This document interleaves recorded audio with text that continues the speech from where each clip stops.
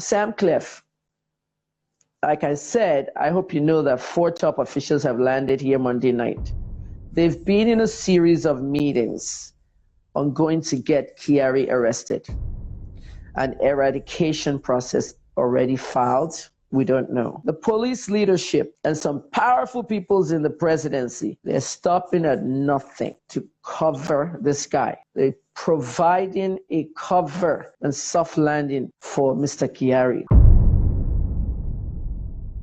Mr. Kyari was on my live video on Saturday when we were killing a ram here in my street. I went live because I wanted to say happy Salah and I wanted people to see what communities are supposed to be like. I am fighting my own little war in Lagos here, where I've sent a message to Governor Sanwo-Olu that I want to meet with him and the police chief, Hakeem Odumosu, on the fact that Ajah and Sangotedo is still having problems with crime. All the guns they took from the police station in Ajiwe, and they burnt the station down. One of our officers died there. All those guns are showing up on the street at 6:30 a.m. in traffic. When the traffic starts building, you just see some boys just run to your car with machine guns and they break your window and take your phone and your valuables. The traffic robberies here is bad. So I need Governor Sanwo-Olu and CP Odumosu to work on that. Second thing, Ado Road in Ajah, they're still stopping young people. If you have a laptop, if you have dreads, that's SARS all over again. Now, at the end of the day, okay, what they're doing right now,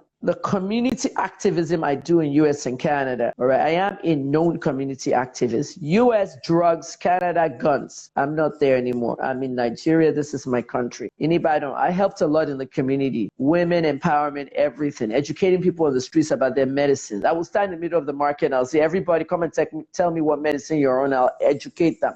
Now, where I'm going to is that I like Kyari because he protected the community. There's a part of Abuja where they kidnap people every day, and people are moving out of that part. And they recover people in Niger State. Those big, huge rocks in Abuja, behind them is Niger State. Bandits. So at the end of the day, Mr. Kyari came on my live video, not with a fake account, not with a police account. He came with his personal verified account and started discussing what I said about community. The part where I zoomed in the ram into the camera, I said, these people killing this ram, burning it, cutting it up. Tayo, what's your name? Introduce yourself. Tayo said, I'm an engineer. Abdurrahman, I'm a journalism student. Everybody said a profession they did. They're members of the community. They were helping kill the ram. So Abba Kyari and I got into a deep conversation about community building and how we must trust the police again. And people love the broadcast. I still have the broadcast. If you go to the broadcast on my page for Salah Day, you will probably not see Kyari's comments again. It'll say that he has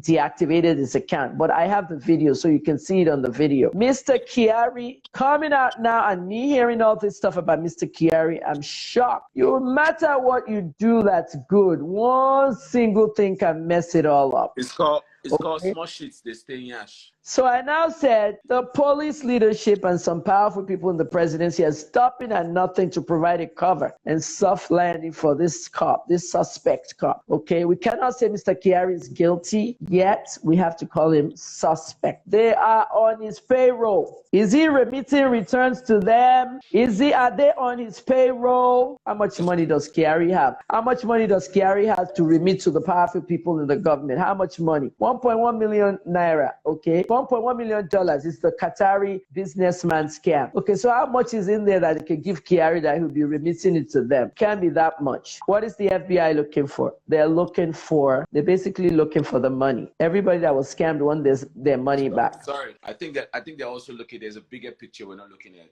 because Abba Kyari is not just the only person they're looking out for. I told you they're here for a lot of people. They're here for a lot of people. It's just like, you know, I'm not going to put it though. He didn't play smart. You understand? So this case is a very powerful case. Like, this case is going to show the world of how our security is like how corrupt the system is. I understand the fact that Abba Kyari, although he has served the country, he has done well. Everybody's greedy. You understand? But to be honest, I'm come to be honest, I feel like a lot of evil things have gone down too. Yeah. Just like when I read it about the woman that they took all her property. I used to tell people about karma.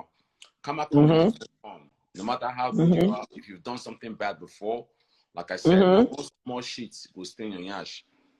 So now let me continue. So one of the things I want to know as an investigative journalist is who are these powerful people in the presidency? Is how much is he remitting to them? Are they sharing all this money? So I called CP Frank Mba, the spokesman to the police department. Mr. Mba actually picked up my call. Hi, doctor, how are you? Yesterday, Mr. Mba, I want to talk to you, please. You're the police spokesman. A journalist, of course, has a right to call the spokesman for a question. You know what I mean? If he doesn't talk to me, then I will write as a journalist. I spoke to Frank Mba. He had no comment. I called him because I wanted to know where Mr. Kyari was. Okay. You remember I said I have sources everywhere. People are abusing me over there on Facebook, saying, oh, Kemi knows everybody. She's bragging. Shut up. I'm an investigative journalist. Shut the hell up. Mama. If you're a journalist, that's one thing. TVC, Arise, AIT. But when you're investigative, you got to know them in the inside. How did I break the story that they've arrested Naira Marley? How? I have boys inside the EFCC. How did I tell you Nnamdi Kanu is inside Nigeria? Because I have boys at the DSS. Those boys are the people that call me and speak out without an official and say, Auntie Kemi, Emma Daru Komyo. Auntie Kemi, don't say my name. Oh. FBI boys, Secret Service. Hey Kemi, we watched your interview last night on this Arise channel. You did great. Continue doing the job. We'll keep giving you info. Just don't tag us. You can tag the FBI. Don't tag us or tag our personal pages or mention our names. Because even the bosses at the FBI mustn't know they're talking to me. This is the joy of being an investigative journalist. Respect that work. I have no money to do this work. I've used my money, my time, my energy. I'm old now. I'm going to be 57 in 6 days. I'm resting now. I'm tired of all these lies. LCF. Stamp that into your head, Sam Cliff. LCF. I like acronyms. Okay, like YOLO. Drake did that one. You only live once. NIMBY. Americans did that one. Not in my backyard. If they say they've kidnapped you. Which one is Nigerian owned now? Give us Nigerian. Nigerian owned that I formed. SBNI. What does that mean? Smart but not intelligent. Everybody. Yeah. Smart SBNI. but not intelligent. Smart but not intelligent. And then this new one that I did is LCF. Hushpuppi was an LCF. Liar, cheat, and fraud. There's so many LCFs in Nigeria. Let me tell you something. One officer called me from that IRT, Intelligence Response Unit. Auntie Kemi, don't mention my name. He said to me, Kyari and Kolo, you know Kolo, DC Kolo, STS, they are untouchables for a number of reasons, okay? Kyari and Kolo, STS, I don't know if they're here for Kolo too, KOLO, DC Kolo, we don't know if they're here for him, but they are untouchables for a very number of reasons. Our officer tell me now, what's the reason? He said to me that it would be very tough to yield them to the FBI. Arrangements are underway to make him go underground to evade arrest. This is where I have a problem. Let me ask you a question now. Hold on, Mama. Let me ask you a question, Doctor. What's up with EFCC? Why is EFCC not? Because this case has to do with, for FBI to be in Nigeria, normally it's supposed to be between EFCC and FBI. We're getting to that, Sam Claire. That's where I'm going now. Okay. My source, the police, intelligence response said, let me tell you something about IRT. Let me say, the intelligence response unit, Sam Claire, if I'm doing this, okay, if I'm closing my eyes, bear with me, I've not slept. That's why I'm like that.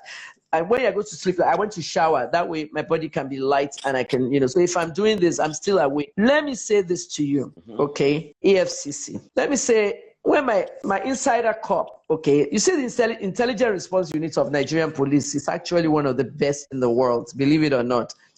If I tell you some of the cases those guys have done, that's another show. The way they solve some murders, the murder of that professor at University of Port Harcourt, how the houseboy and the cook buried him in the sockaway and took all his belongings, all that stuff was IRT. The intelligence is very good, no doubt. Now, my source told me it is going to be very tough to yield Kyari to the feds in the FBI because they're making arrangements to make him go underground to evade arrest. He's already gone underground. Kyari's pages are offline. Kyari has 3 verified pages, Facebook, Twitter, Instagram. They're gone. You can't see them. The last time anyone saw Kyari was at Obi Kubana's birthday and mommy's burial. So now that also puts Obi in the light because Obi didn't write anything about Kyari.